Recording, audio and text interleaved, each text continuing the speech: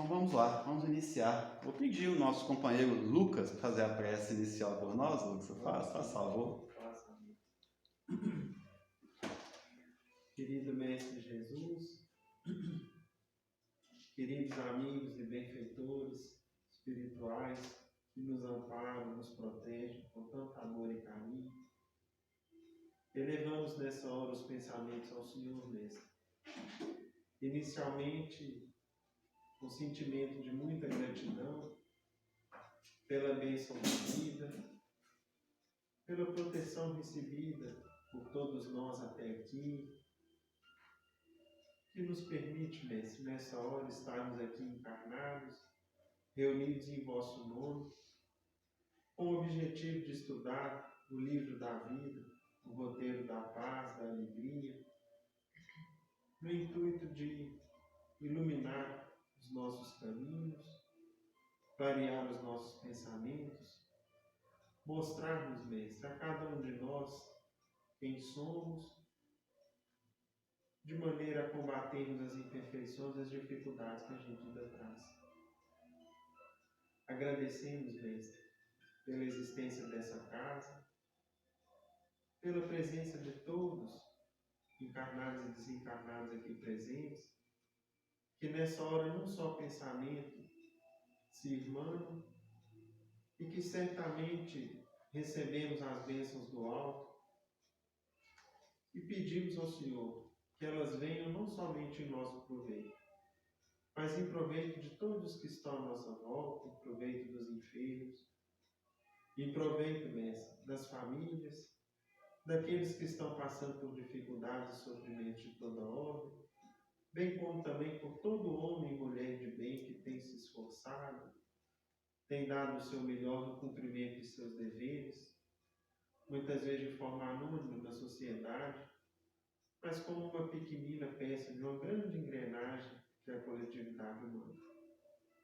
Rogamos ao Senhor Mestre que essa oportunidade da prece, do encontro, em vosso nome sempre se repita, nessa casa e em milhares de outras casas espalhadas pela nossa querida pátria, de maneira a trazermos o clima da paz, da fraternidade, do entendimento, frente a tanta agitação, frente a tantos conflitos, frente, Mestre, ainda às dificuldades que a gente observa no dia a dia, no qual as pessoas ainda se debatem além das suas próprias imperfeições, mas às vezes também dedicam grande parte de tempo a analisar o comportamento e a conduta alheia.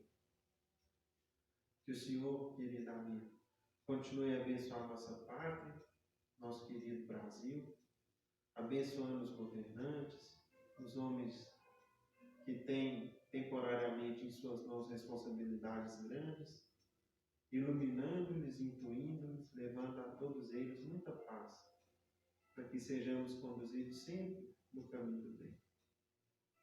Ave Maria, cheia sois de graça, o Senhor é convosco. Bendita sois vós entre os anjos, bendito o fruto de vosso ventre, Jesus. Mãe Santíssima, rogue a Deus por nós, pecadores, encarnados e desencarnados, hoje e sempre, e sempre.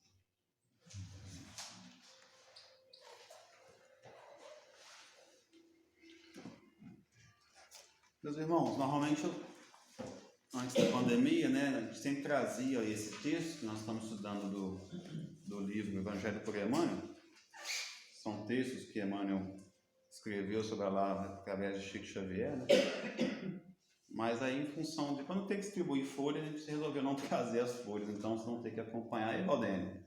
Boa noite, vão ter que acompanhar aí apenas oralmente, sem ter o texto em mãos. Nós estamos aí já na terceira reunião que a gente está tratando de um tema que Jesus nos deixou, que é a chamada porta estreita, Trouxemos aí o que Kardec nos legou do Evangelho segundo o Espiritismo, lá no capítulo 18, item 3, ele trata desse assunto, desse tema, Comentamos alguma coisa a respeito nessas duas últimas reuniões, e hoje vamos passar por mais esse texto aí, que Emmanuel nos deixou, lembrando, que a gente sempre gosta de dizer que, em verdade, o Evangelho do nosso Senhor Jesus Cristo será estudado, talvez por toda a nossa eternidade, né? Então é um tema que a gente vai estar sempre, não tem como esgotar nenhuma das lições, nenhuma das falas de Jesus. Imaginarmos que ele, segundo notícias do próprio Emmanuel, né, ele já era um espírito puro há 4,5 bilhões de anos, e depois de 4,5 bilhões de anos, aonde ele está hoje já, né? Então são reflexões que a gente não consegue nem acompanhar, né? Qual a dimensão do Cristo. Então a gente tem pelo menos 4,5 bilhões de anos para estudar o Evangelho, no mínimo isso, né? Então é uma grande oportunidade que a gente tem de ter essa preciosidade do Evangelho na mão e principalmente iluminada, clareada, né, facilitada pela doutrina espírita, né, que nos ajuda muito. Vou achar um pouquinho. Nos dois primeiros textos que nós vimos até então, no primeiro texto que Emmanuel chamou de A Senda Estreita, Emmanuel faz realmente uma conceituação do que é a porta estreita, do que é a porta larga, dando exemplificações, né? No segundo texto, que ele chamou de porta estreita, ele repete essa questão da exemplificação do que é porta estreita, mas ele nos chama a atenção principalmente pelo aspecto de que nós precisamos enxergar na porta estreita uma oportunidade. Apesar de ser um símbolo realmente de situações às vezes difíceis, né? Nós precisamos, a Ambrosa usou um exemplo muito interessante na reunião que ela estava presente, nós precisamos desse mergulho dentro de nós mesmos, né, Ambrosa? E para isso nós precisamos nos despir, precisamos desse regime espiritual para que a gente possa realmente passar por essa porta. Então, o Emmanuel vem chamando nossa atenção para isso e mostrando para a gente que é preciso enxergar a porta estreita como uma grande oportunidade, não apenas como uma dificuldade. A porta estreita passa pela dificuldade? Sim. Passa pelo sacrifício? Sim. O Emmanuel usa uma expressão, né? O sofrimento purificador. É isso mesmo, às vezes, né? Mas é a grande oportunidade que a gente tem também de crescer, né? Aí conversamos um pouco aqui dizendo que e vale a pena a gente fazer isso, porque quando nós estamos, principalmente no plano espiritual, onde o véu da matéria perde força, um pouco de força, né? A gente percebe que aqueles que realmente buscaram passar ou adentrar por essa porta, o resultado, o retorno é muito, muito significativo, né? A sensação de paz que esses espíritos experimentam. Lemos algumas questões aqui do Livro dos Espíritos que tratam um pouco disso. Então, vale a pena. Então, vamos aí para o terceiro texto, ver o que Emmanuel vai nos presentear. O título é bem parecido com o da semana passada. Semana passada, Porta Estreita. Dessa semana, A Porta Estreita. O versículo é o mesmo, né? Vou ler o versículo novamente para todo mundo poder acompanhar o raciocínio aí, ó. Esforçai-vos por entrar pela porta estreita, pois eu vos digo que muitos buscarão entrar e não serão capazes. Esse é o versículo. Versículo bíblico que está lá em Lucas 13, 24, que é uma resposta de Jesus. A gente precisa fazer essa ligação, que é interessante, porque é uma resposta de Jesus a uma pergunta de alguém da multidão, querendo saber do mestre por que poucos seriam salvos, porque poucos são salvos. Existe a questão da salvação nessa resposta aí. Então, alguém pergunta para Jesus, por que poucos são salvos? E Jesus responde com a porta estreita, com esse versículo, e mais outros, né? E mais outros versículos. A nos dizer que, em momento algum, Jesus disse que apenas aquele que conhece a sua mensagem ou que crê na sua mensagem será salvo. Ficou muito claro isso na mensagem do mestre, né? Que a questão da salvação, que é muito falada hoje no meio religioso, principalmente cristão, fora do espiritismo, ela não se restringe apenas a um sistema de crença.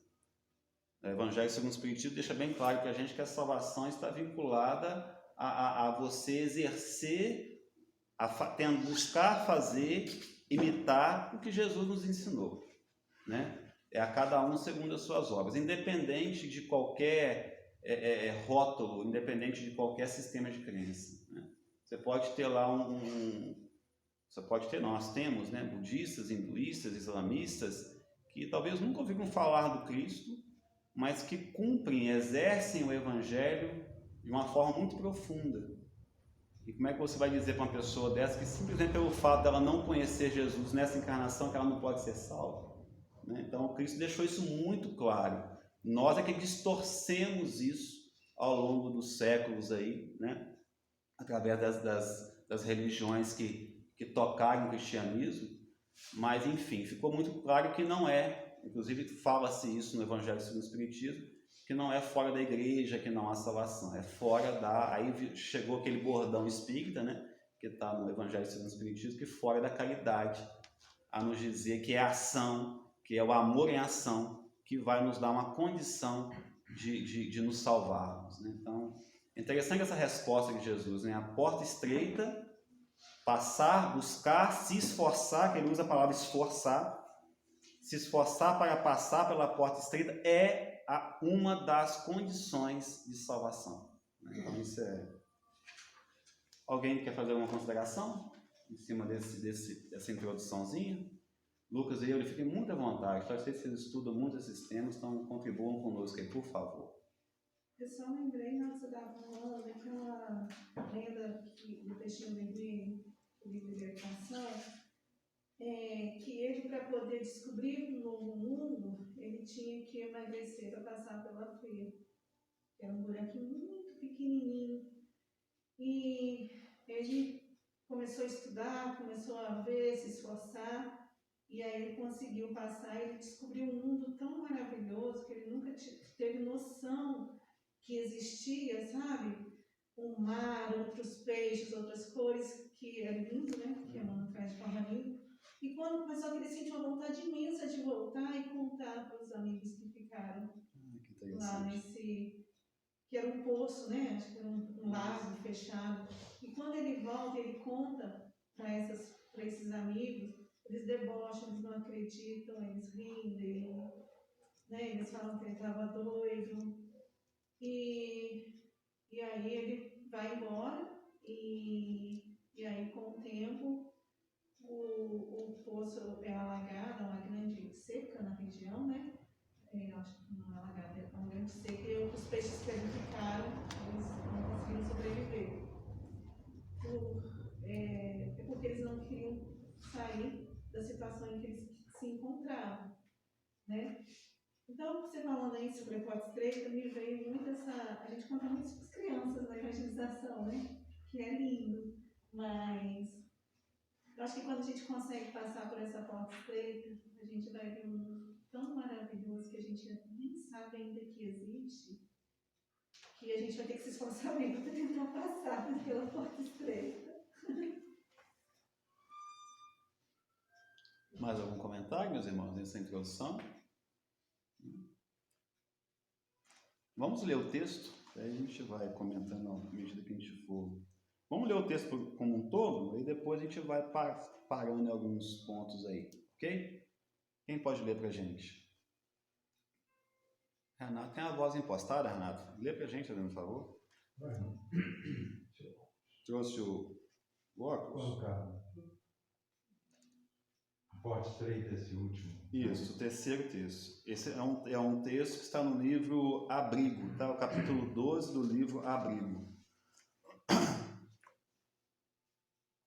Aceitemos a dificuldade por mestra amorável, se esperamos que a vida nos entregue os seus tesouros. Sem a porta estreita do obstáculo, não conseguiríamos medir a nossa capacidade de trabalho ou ajuizar quanto à nossa fé. As lições do próprio suor são as mais preciosas. Os ensinamentos ouvidos na própria renúncia são aqueles que se nos estampam na alma no campo evolutivo. Ouvimos 1000 conselhos edificantes e sorrimos ante o fracasso iminente. Basta, porém, por vezes, uma pequena dor para que se nos consolide a cautela à frente do perigo. Com discernimento louvável, improvisamos prodigiosos facilitários de felicidade para os outros, indicando-lhes o melhor caminho para a vitória no bem ou para a comunhão com Deus. Entretanto, a primeira alfinetada do caminho sobre nossas esperanças mais caras, habitualmente nos desmandamos à distância do equilíbrio justo, espelhando golpes e lágrimas, exigências e sombras.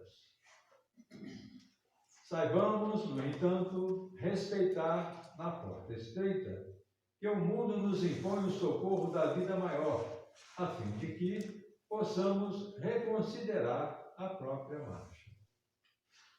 Por vezes, ela é a enfermidade que nos auxilia a preservar as vantagens da saúde. Em muitas fases de nossa luta, é a incompreensão alheia que nos impele ao reajuste necessário. Em muitos passos da senda, é a prova que nos segrega no isolamento, impedindo-nos a seguir pela escada miraculosa da prece da terra para os céus. Por vezes, é o abandono de afeições muito amadas a impulsionar-nos para os braços do Cristo, em variadas circunstâncias. É o desencanto ante a enganosa satisfação de nossos desejos na experiência física, inspirando-nos ideais mais altos e, em alguns casos, é a visitação da morte que nos obriga a refletir na imortalidade triunfante. Por onde fores, cada dia, agradece a dificuldade que nos melhore e nos eleve à grande renovação. Jesus não escolheu a larga avenida do menor esforço. Da manjedoura ao Calvário, movimentou-se entre os obstáculos que se transfiguraram para ele em degraus para a volta ao Pai Celestial e, aceitando na cruz a sua maior mensagem de amor à humanidade de todos os séculos, legou-nos, com exemplo vivo, a porta estreita do sacrifício como sendo o nosso mais belo caminho de paz e libertação. Muito bem, meus irmãos.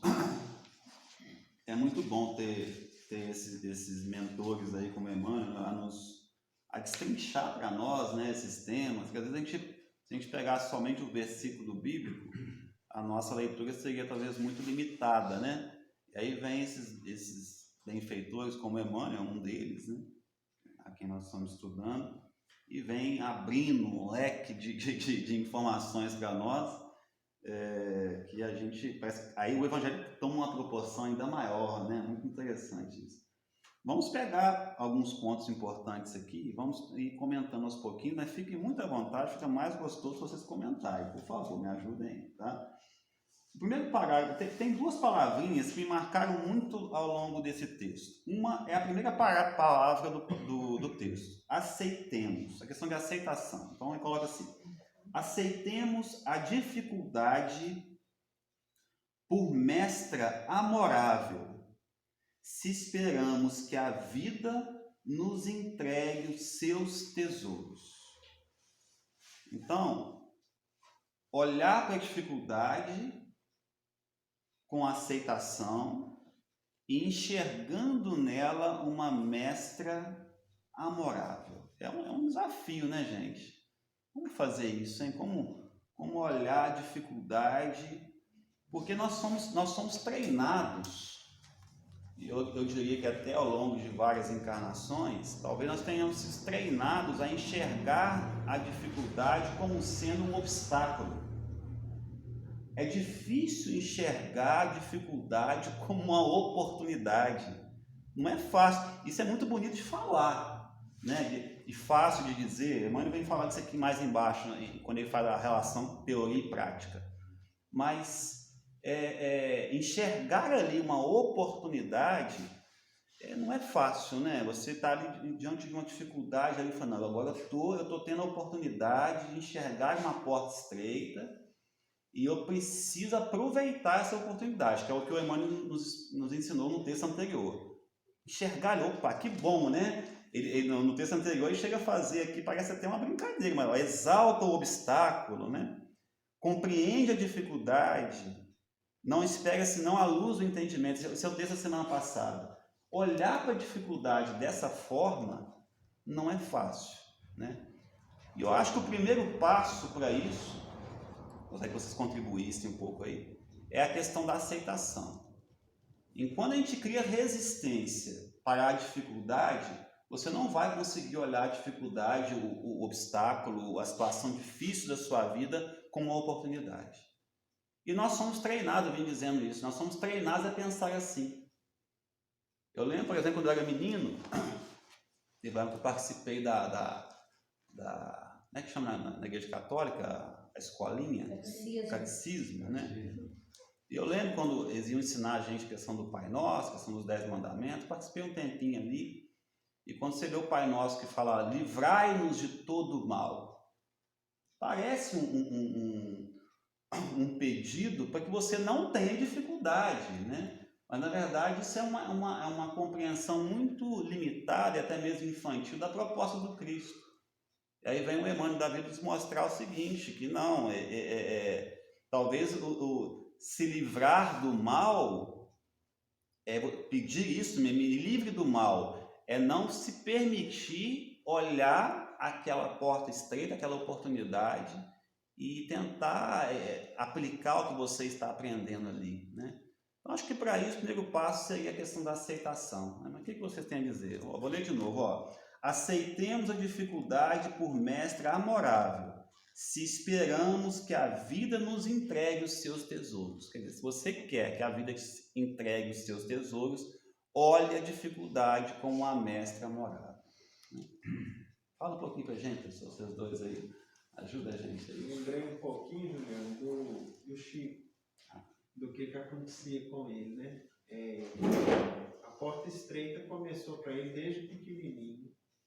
Quando a gente lê um pouquinho da biografia dele, a gente vê que aos 5 anos ele perde a mãezinha dele, Dona Maria João de Deus, e foi entregue aos cuidados de uma madrinha que era muito obsidiada, tadinha, a Rita de Cássia, que era o nome dela.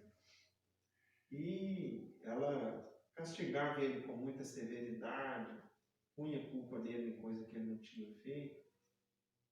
Em uma ou outra oportunidade que às vezes ele chorava e aí a mediunidade já começou, porque ele ia para os fundos da casa e via a mãezinha dele. E ela, ao invés, né, de ter aquela atitude normal da mãe que vê o filho passando por aquilo e ficasse brava e falasse que, enfim, tomasse as dores dele, ela, pelo contrário, vendo aquilo ali um processo educativo, ela vira, meu filho, para, se você parar de chorar, eu venho te ver. Você está muito reclamando. Menino que não sofre, não aprende a lutar. Então, desde pequenininho, ela trabalhava essa noção com ele, e ele enfrentando dificuldade de toda ordem. E depois, já maior, a gente observa, por exemplo, na figura de Emmanuel, um amigo querido do Chico, mas, ao mesmo tempo, alguém que era muito enérgico com o Chico em algumas circunstâncias. Eu me lembro, por exemplo, uma vez que o Chico queixava que estava com o olhar dele muito, doendo muito. Aí Emmanuel vira e fala para ele, mas você tem 2 olhos, ter 2 olhos é um luxo, né? Ou seja, para de reclamar e vai trabalhar. Ou seja, a gente tem que ter muito cuidado para não entrar nesse clima de queixa, de reclamação, porque aí a gente afasta o espírito de aceitação e deixa de tirar o proveito que a dificuldade traria para a gente, né? A lição, o ensinamento. Fantástico.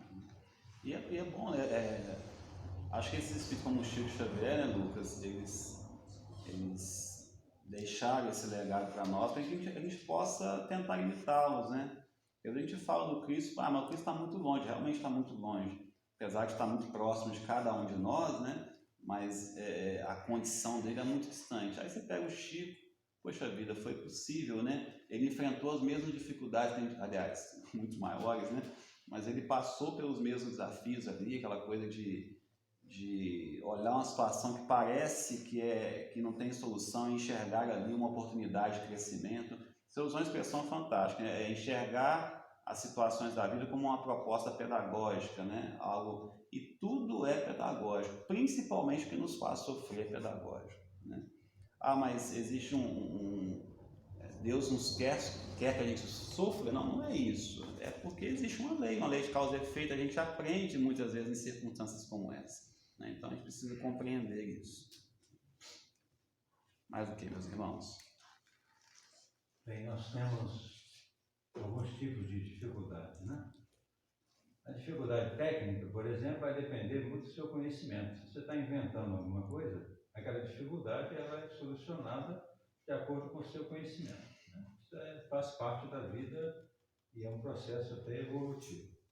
Agora, a dificuldade humana ou espiritual, essa é um pouquinho diferente, porque muitas vezes você fala, você explica, você justifica, a pessoa concorda com você, mas não faz.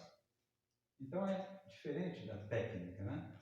É algo que já vai ter assim, uma profundidade muito grande.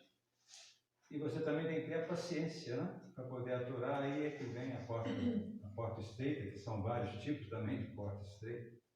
Eu acho muito interessante. Por isso que eu, de repente, ele teve que escrever 3 textos para justificar essa complexidade, porque não é fácil, né? Essa porta é até própria para cada um. Às vezes a minha porta estreita é porta larga para você. Depende, né? Fantástico, Renato. Vamos dar sequência aqui, meus irmãos, olha só. Sem a porta estreita, ele coloca quase como uma condição mesmo, né? A questão do obstáculo, da dificuldade, né?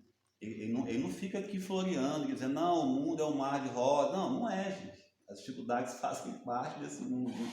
Sem a porta estreita do obstáculo, não conseguiríamos medir a nossa capacidade de trabalho ou ajuizar quanto à nossa fé, né? Nós precisamos, até para poder, porque embaixo vai falar de teoria e prática, né?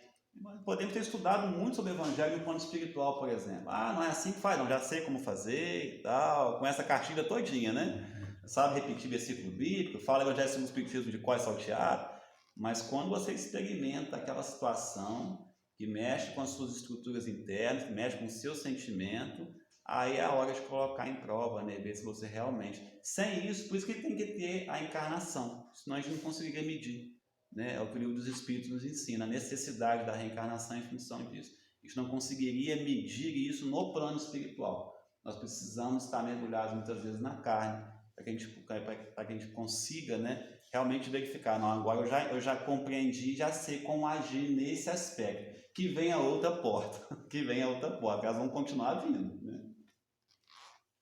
E também eu acho que quando você iniciou falando sobre aceitação, né, irmã? A gente logo pensa em aceitação como algo de se conformar. E, na verdade, o tempo todo ele está falando de você olhar diferente, mas estar nesse movimento de agir diferente, como foi a situação do Chico, né? Em que ele passou por todas essas experiências e ele aceitou, mas não aceitar de se tornar a vítima, de se conformar ou de se desesperar, mas a passar de um novo olhar e começar a agir diferente, sabe? Mudar sua energia, que foi aí, né? Que a gente tem, eu acho que ele tem nos puxado para onde que a gente está olhando para as situações de desafios que a gente está passando e como que a gente está agindo mediante isso, né? Porque a porta estreita está a todo momento aqui na nossa, ela não é algo que está lá, é algo que está aqui, aqui. E é todo dia, né, É André? toda hora. É toda hora, né? Toda hora. Então, toda hora você está tendo que dar uma, É uma sabe? aceitação que te faz agir. Né? É uma aceitação, isso que eu queria dizer, uma aceitação que te faz agir, só que agir de uma forma diferente.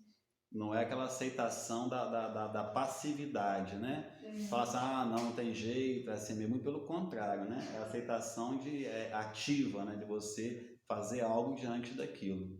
Mesmo que esse fazer algo seja o silêncio, seja, né, não fazer nada, mas é uma questão ativa, né? Isso. Não é aquela questão do sentir o coitado, não tem jeito, né? Não, tem jeito sim, você precisa. Se veio até você, você dá conta disso. Deus é amor, a gente não pode perder isso nunca de vista, né? Se chegou para mim, por pior que seja a situação, né? Eu preciso enfrentá-la de frente e o que eu posso fazer diante disso, né?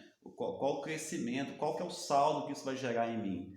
Porque senão não tem, a dor por si só, ela não gera saldo positivo nenhum, a não ser que você tire alguma lição dela, né? Então, o nosso desafio é esse. Está enfrentando uma situação muito complicada na sua vida? Tá, então, intelectualmente você tem que lembrar disso. Poxa vida, eu preciso tirar alguma lição disso. Isso veio, eu já aprendi que isso veio para mim, não é por acaso, então eu preciso aprender algo com isso. Porque senão a gente, né, fica patinando no mesmo lugar, sem sair do lugar, né? Mas aqui embaixo, em alguns parágrafos aí, acho que no primeiro, segundo, terceiro, quarto, o quinto, sexto e o sétimo. Eu vou ler os três juntos, porque eu acho que eles estão bem semelhantes. Olha só. Ouvimos 1000 conselhos edificantes e sorrimos ante o fracasso iminente. Basta, porém, por vezes, uma pequena dor para que se nos consolide a cautela à frente do perigo. Com discernimento louvável, improvisamos prodigiosos facilitários de felicidade para os outros, indicando-lhes o melhor caminho para a vitória no bem ou para a comunhão com Deus. Entretanto, a primeira alfinetada do caminho sobre nossas esperanças mais caras, habitualmente nos desmandamos à distância do equilíbrio justo, espalhando golpes e lágrimas, exigências e sombras. Fantástico isso, né? Eu anotei aqui, o que eu vinha falando, é a questão dessa relação que precisa caminhar junto, que é a teoria e prática, né? Conhecer um pouco sobre o espiritismo, conhecer um pouco sobre o cristianismo, não é garantia de sucesso, usando um bordão aí do político da nossa região, né? Então, garantia de sucesso. Apenas conhecer espiritismo e o evangelho como um todo não é garantia de sucesso. Se você não enxergar que aquilo é para você, né? Que tudo que você falar, igual que eu estou falando aqui, os amigos estão comentando, isso é a coisa mais fácil do mundo, é gostoso, é prazeroso, né? Agora, experimentar ali, quando você tem a oportunidade de testar, como o Emmanuel diz aqui em cima, se você realmente aprendeu, aí é que a coisa, né? A coisa complica um pouquinho, não é verdade?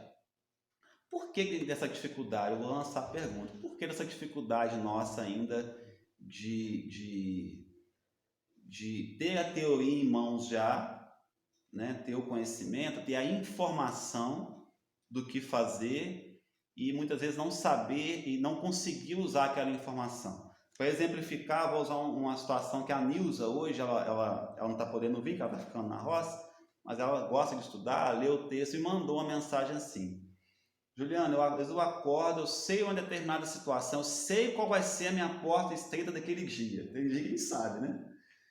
E eu já me planejo toda. Vou agir assim, vou agir assado, quando acontecer isso, porque vai acontecer, eu vou agir assim, vou agir assado. Acontece a situação, ela me permitiu falar isso aqui, por isso que eu estou dizendo, tá, gente? Pode partilhar isso lá. Acontece a situação que eu previa cada detalhe dela, eu me transformo num Tiranossauro Rex, essa foi a expressão que ela usou, né? Aí eu fiquei pensando, me perguntando, por que essa dificuldade, né, que a gente tem de compreender? Porque se a pessoa não conhece como agir, tudo bem, a pessoa não conhece como agir, né?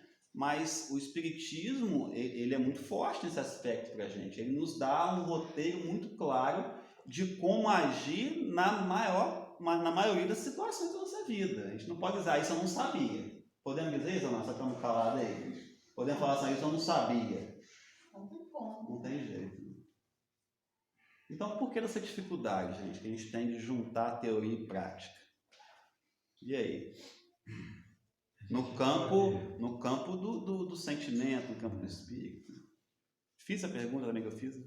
Eu vou apelar aqui para o Kardec, porque ele nos deu a liberdade de ler qualquer livro, foi assim que ele falou, qualquer livro, leia qualquer livro, e com o que ele contém, você pode comparar com o Espiritismo para poder, né, equilibrar numa balança, qual que está te dando maior indicação. Eu queria indicar para todos aqui um livro chamado As Cartas de Cristo. Quando você lê aquele livro, você tem a impressão assim de que, na verdade, o Cristo até disse que as pessoas não estariam preparadas para todo o conteúdo que ele deveria nos passar, pelo menos naquela época. Hoje, a gente já tem um conhecimento um pouquinho melhor. Mas quando você lê as cartas de Cristo, é como se ele estivesse justificando exatamente esse impasse que você está levantando aí, dessa questão. Por que a gente não consegue superar se você sabe todos os caminhos? Por quê? Porque falta um entendimento que ele no livro coloca, e ele se dirige à pessoa que está lendo, e cada pessoa que lê esse livro tem uma reação, porque você vê alguns comentários no final, vê também no YouTube, porque tem um grupo que estuda, vamos lá seguir.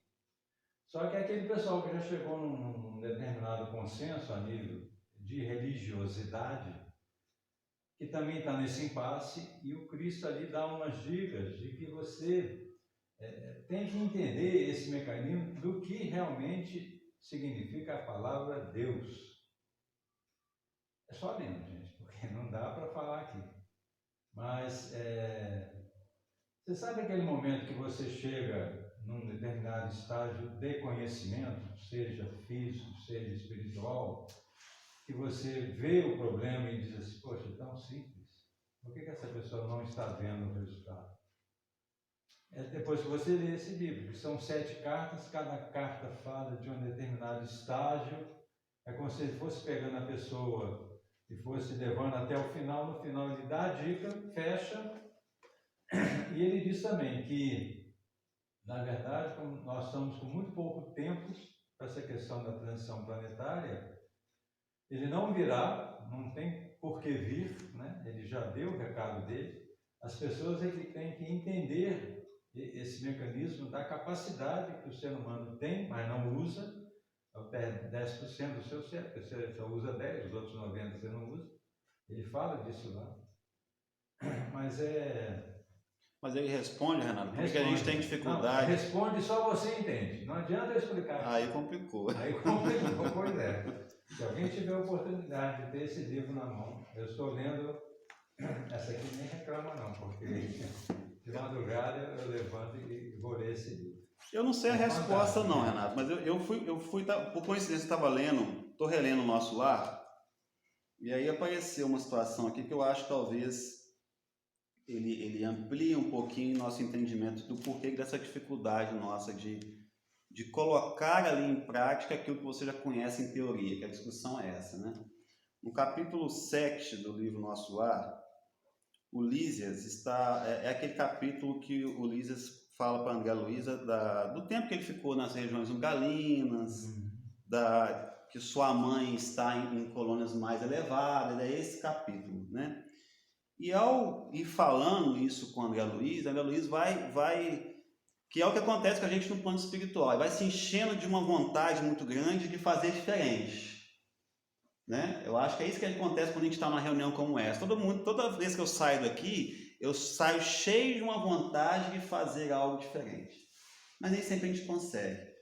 E eu acho que o Lísias dá uma dica aqui que realmente não é tão simples assim. A gente precisa de muito exercício, porque nós caminhamos num sentido contrário disso durante muito tempo. Nós construímos durante muito tempo trajetórias às vezes não muito corretas. E nós precisamos fazer o caminho de volta. Isso também demanda tempo. Então eu imagino, voltando na Nilza, quando ela me disse que não consegue fazer, talvez ela não consiga fazer do jeito que ela projeta que deveria ser feito, mas em alguma medida ela já consegue exercer aquilo.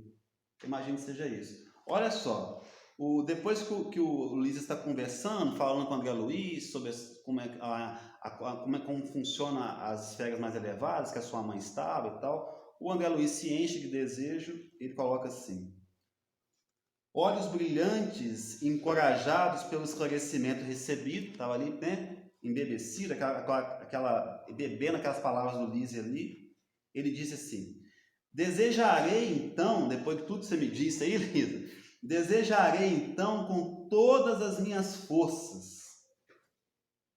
Ela virá. Quer que seja um contato com a mãe dele. Lísia sorriu com inteligência. E como quem previne generoso, ou seja, como a dizer para ele só, não é tão simples assim, né? Afirmou ao despedir-se: convém não esquecer, contudo, André, que a realização nobre exige 3 requisitos fundamentais, a saber: o primeiro, desejar. Isso a gente já consegue fazer na maior parte do tempo. Desejar. Segundo, saber desejar. Terceiro, merecer. Ou, em outros termos, aí dá uma explicação um pouco mais prolongada: vontade ativa, desejar. Trabalho persistente, exercitar, treinar, né? E merecimento justo. Eu achei fantástico isso aqui, gente, né? Eu achei sensacional, né? Não é tão simples. Então, assim, eu acho que o nosso caminho é olhar a porta estreita, enxergar aí uma oportunidade gigantesca, mas tem essa prudência que o Luiz passou para o André. Você não vai conseguir na primeira vez, talvez na segunda. O seu desafio é conseguir o quão pouquinho você já caminhou, né? E não achar que você vai conseguir dar um salto e fazer como o Chico fazia hoje, fazer como, né? Não é, acho que não dá ainda, né? Mas nós precisamos caminhar, não dá para ficar parado no mesmo lugar. E aí, meus irmãos? Ô, doutor, você está quietinho aí, rapaz? Estou bebendo. O pessoal se incomoda se eu tirar a máscara? Não, fica à vontade. Ou a gente enxerga ou a gente fala, usa óculos, né? Mas o ensinamento da porta estreita, Jesus nos trouxe, né? E fez questão de ensinar aqueles que estavam próximos dele. E aquele que carinhosamente nós chamamos como o quinto evangelista, que é Humberto de Veras Campos, né? O nosso irmão X, ele nos relembra uma das histórias mais bonitas da cristandade, que não é reproduzida no Evangelho, que é a história de Jonas de Cus, em que Jesus fala exatamente a respeito se quiser. da porta estreita. Você ia ler? Não, à vontade. Só tentando resumir, porque é uma página que ela tem de bela. É difícil, pelo menos para mim, chegar ao final dela sem os olhos embaciarem, sem a gente ficar gaguejando. É impressionante essa história belíssima de uma mulher, né? Só para relembrar aqui um rápido resumo, de uma mulher que era uma dama nobre da sociedade judaica daquele tempo, casada com um intendente de Herodes, o Antipas, e que, apesar de muito rica, né, riquíssima naquele tempo, ela tinha também um coração riquíssimo de bondade, né? Ela auxiliava de maneira ativa os trabalhos daquele tempo, participava dos ensinamentos de Jesus na medida do possível, da Boa Nova, tentando conciliar a sua condição de dama da sociedade daquele tempo com os ensinos do Cristo, que ela fazia questão de acompanhar sempre, como nos narra o irmão X. E depois que Jesus voltou ao mundo espiritual, ela continuou ativamente auxiliando os trabalhos da Casa do Caminho, como nos narra o próprio irmão X em outras lições. E ela um dia procura o Cristo exatamente com essa dúvida. O que ela precisava fazer, porque ela tinha descoberto nos olhos e nas palavras de Jesus as palavras de salvação. Aquilo que ela buscava para encher o coração dela de alegria, de felicidade, encontrou a verdade nos ensinos do Cristo, se identificou com essas verdades e ansiava profundamente seguir esses ensinamentos.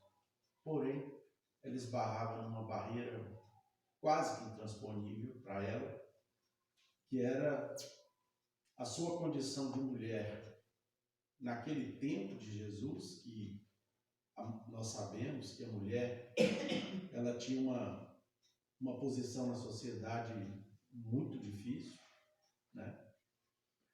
E ela, casada com um homem muito influente, que precisava o tempo todo conciliar as situações políticas extremamente frágeis de um reinado de um déspota, né, que era Herodes o Antipas, e que tinha nos seus conceitos de vida os conceitos de um homem rico que se vivia um rei, e por causa disso, evidentemente, tinha que estar atuando de acordo com aquilo que lhe era determinado para aquele tempo. E ela viu em Jesus, se identificou com os ensinos da Boa Nova e, verificando a dificuldade que ela teria de compatibilizar esses ensinos com a sua convivência em família, ela procurou Jesus quase que desesperada de tanta tristeza, porque ela não sabia como que ela ia conciliar isso tudo.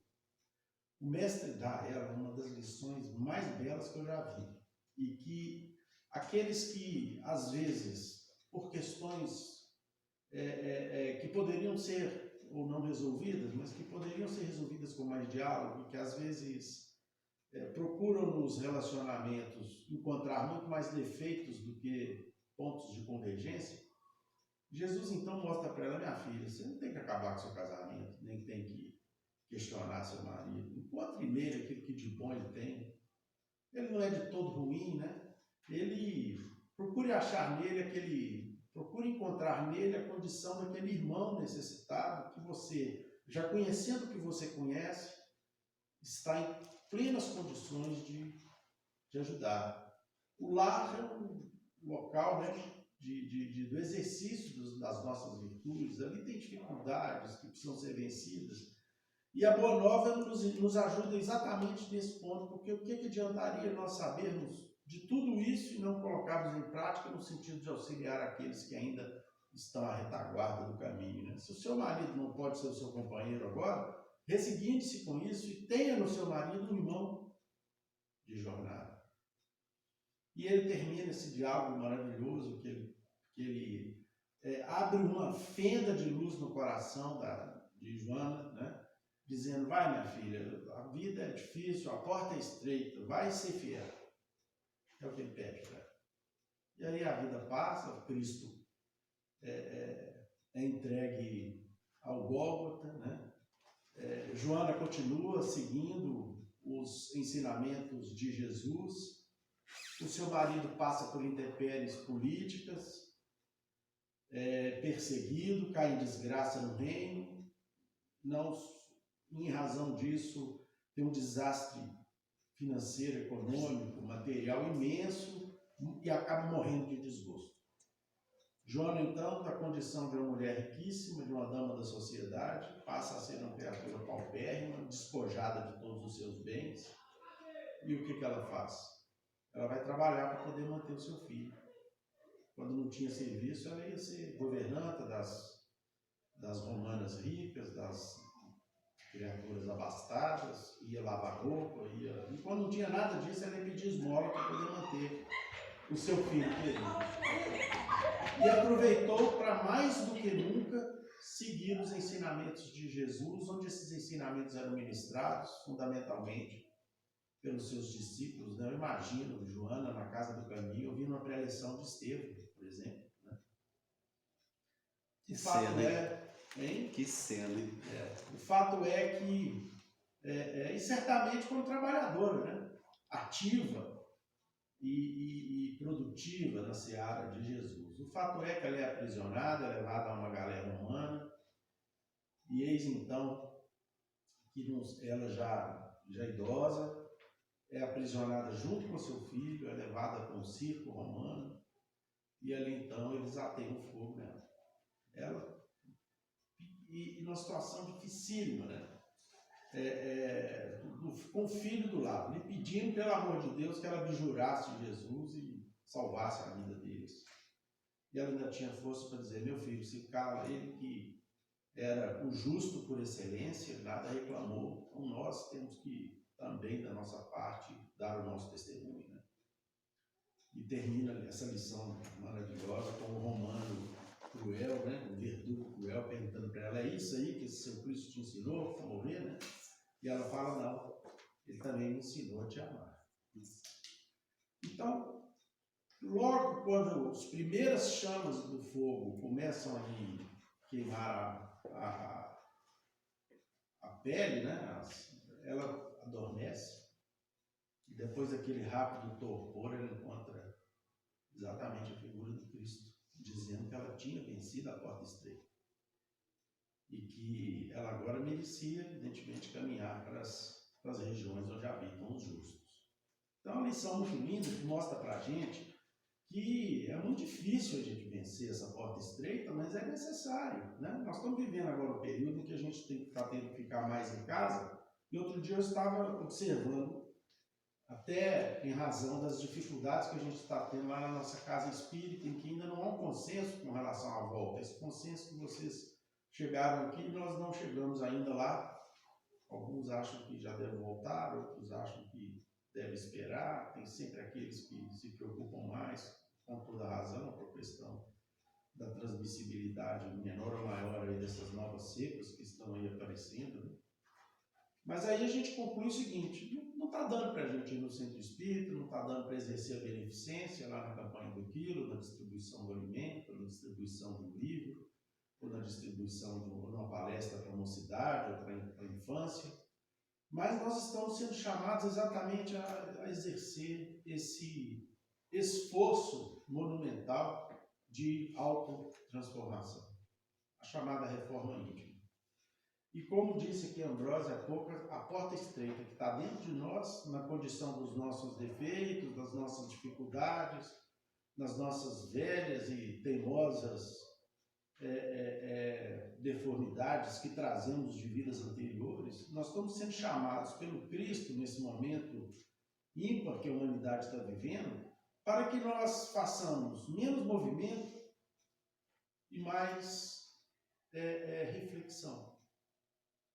Reflexão no sentido de mudar os nossos pensamentos, de mudar as nossas reações, de ter preocupação com o dedinho lá na hora de ficar transmitindo notícia ruim, ou pior ainda, situações menos sãs do ponto de vista da convivência humana. Na hora da gente pensar mal em relação aos nossos semelhantes, efetuando julgamentos muitas vezes cruéis em relação ao comportamento de pessoas que nós nem conhecemos. Estamos sendo chamados a uma reflexão para vivermos melhor dentro da nossa casa, ou vivermos melhor em condição de maridos mais tolerantes, de esposas mais compreensivas, de filhos mais solidários, convivendo melhor no sentido de utilizarmos o nosso tempo de uma maneira a que nós façamos aquele bom combate exercido por um daqueles 3 irmãos, né, que nos conta o Silva, que reencarnou e que não pôde, ao contrário dos outros 2, que um era um grande jurista e o outro era um grande empresário. Um foi um grande aplicador das leis, ficou famoso no país inteiro, e um outro, um empresário riquíssimo, que dava oportunidade a milhares de pessoas nas suas empresas. Ele, então, ao invés de se contentar com as suas limitações, o que ele fez? Eu vou começar fazer 2 exercícios, um de orar pelos meus irmãos da humanidade e outro de querer-lhes bem. Então ele começou fazendo isso por aqueles que foram lá visitá-lo. Iam lá levar um alento para ele, uma consolação, saíam de lá consolados, porque ele era sempre uma palavra de esperança, uma palavra de agradecimento a Deus, uma palavra de consolação, de superação das suas próprias dificuldades, porque estava ali amarrado, né, em uma cama por causa das suas deficiências físicas. E o tempo foi passando, uma multidão imensa de pessoas iam todos os dias na casa dele para poder receber aqueles ensinos e aquelas bênçãos na forma de um conselho, de uma palavra amiga ou de uma oração.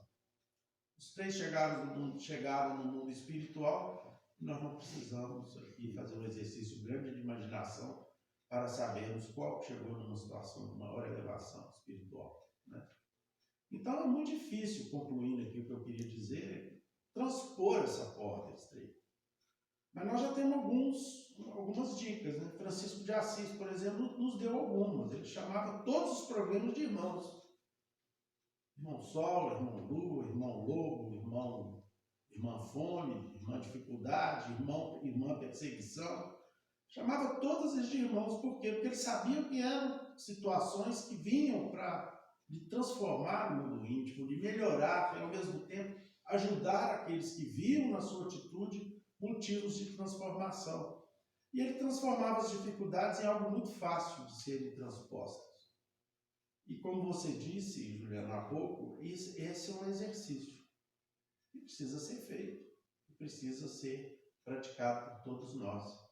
É o melhor dos esportes, como diz irmão X, naquela carta, né, ao seu filho, em que ele dizia: qual é o melhor esporte? É a prática das boas ações. Né? Então, essa lição da porta estreita é muito bela, e os exemplos que nós temos para nos ajudar a compreender que nós temos condições de transpô-las são muitos. Eu acho que nós temos que observar o exemplo daqueles que conseguiram, o Chico, a Joana de Cusa, e todos esses nossos irmãos que tiveram tantas dificuldades, né? A gente vê na figura de um Paulo de Tarso, que ele teve que vencer para poder chegar na condição do campeão da cristandade, né? Do grande arauto da cristandade. Agora, precisamos começar a dar os primeiros passos. Bom, meu irmão, gratidão. Referências nós temos aos montes, né, gente? Nós não podemos dizer que não temos referências, né? Vai começar pela maior delas, que é o Cristo, e pode escolher uma galera depois dele aí gigantesca, que realmente nos mostrou, como o doutor disse, como agir, né? E do porquê agir também. Bom, eu disse que 2 palavrinhas marcaram ao longo do texto. Uma é aceitação e a última é agradecimento. Esse é o sentimento que eu tenho aqui agora. Gratidão a todos vocês, e que a gente possa exercer isso, né? Dentro desse exercício, né? De aceitar as dificuldades, de agradecer por elas, agradecer pelos momentos que você não conseguir vencê-las, porque você sabe que vão surgir outras, né? Acho que nosso objetivo, nosso foco deve ser esse, né? Deu o nosso horário, passa rápido, né? Mais algum comentário para a gente poder encerrar? Bom, então eu ia ler fica aqui como sugestão de leitura. Eu não lembrava dessa da Joana, eu ia trazer a de Maria de Magdala. Jesus também encerra recebendo ela, dizendo que ela passou pela porta estreita. Então fica aí o exercício para casa, capítulo... Quem não tem esse livro, pesquisa aí na internet, gente, ó. Livro Boa Nova, capítulo 20. Capítulo 20 do Boa Nova, tá? Não deixem de ler. Eu acho que é fantástico. E leiam também aqui o nosso irmão. Eu não sei contar a história como o nosso irmão eu conta, né? Mas leiam também o capítulo 15 aí, que é aquele relator, Joana de Cruz. Fica esse exercício para casa aí. Meus irmãos, fechamos assim, né? Encostamos o tema porta estreita, né? Semana que vem o texto aí, comer e beber, ok? Gratidão profunda a cada um de vocês pela presença. Vinho na noite fria como essa, né? A Caiana, é um exercício de passar pela porta estreita, né? Dona Ivani, mais uma vez, bom demais ter a senhora aqui, possamos estar juntos, né? Euler e Lucas, O coração cheio de alegria hoje, foi um dia de festa para mim. Alegria nossa. Vocês possam estar sempre conosco, nos auxiliando aqui. É um trabalho muito simples, né? Mas a gente está aí tentando manter-se firme nele, né? A gente fica muito feliz. Sempre vocês chegam aqui. E os demais companheiros estão semanalmente conosco aí, que é o que realmente forma esse grupo, né? Muito bom estar com vocês. Né? Algum recadinho? Algum aviso? Não? Estou dando ficou quietinho hoje. Ouvindo os professores, né? Eles têm que ser. Ô, meu irmão, faz a peça de encerramento por nós, eu. Você faz? Senhor Jesus, mestre querido, amado por todos nós, com profunda gratidão que nós elevamos os nossos pensamentos para vos agradecer as bênçãos de nos encontrarmos aqui presentes, estudando a boa nova que um dia o Senhor nos legou e que vem ficando com a humanidade e que ficará para toda a eternidade. Rogamos, Senhor, que esses momentos se eternizem em nossas vidas, porque já compreendemos perfeitamente que estamos aqui numa estação da grande viagem que empreendemos nas nossas multimilenárias existências e que, se Deus quiser, nas próximas oportunidades, continuaremos estudando e compreendendo parcelas maiores desse cenário de luzes que é o vosso Evangelho, que tem conseguido nos retirar a todos do mais absoluto obscurantismo e nos fazer enxergar as réstias de luzes que hoje já nos auxiliam, começarmos a viver diferente. Abençoe, Jesus, o nosso planeta. Ampare, Senhor, a toda a humanidade. Abençoe os nossos lares e ampare as nossas casas de oração e trabalho, que se constituem aqui na Terra como aqueles lugares abençoados que o Senhor fez multiplicar pela superfície do planeta, que recebem irmãos encarnados e desencarnados no verdadeiro pouso de luz e esclarecimento, com vistas ao aprimoramento de toda a humanidade. Ampare aqueles que sofrem, Senhor. Aqueles que nesse instante a noite pede perdão por ser longa e fria. E que de estômagos vazios, muitas vezes mal conseguem acalentar o sono. Amparai os lares daqueles nossos irmãos e irmãs que ainda não se entendem. Que eles possam buscar a paz da convivência, na leitura dos vossos ensinos e na observação dos vossos exemplos. Para essa cidade, essa querida cidade de Caiana, e que nós todos possamos voltar aos nossos lares, felizes e convictos de que só existe um caminho possível, Senhor, o caminho que nos leva ao vosso encontro. E esse caminho passa pela compreensão da vossa boa nova. Pai nosso que estais nos céus, santificado seja o vosso santo nome. Venha a nós o vosso reino, seja feita a vossa vontade, aqui na terra como em todo o universo. O pão nosso de cada dia nos dai hoje, Pai. Perdoai as nossas dívidas, assim como perdoamos os nossos devedores. Não nos deixeis cair em novas faltas. Livrai-nos do mal, pois que vossos são o reino, o poder, a majestade e a glória para todos sempre. Que assim seja.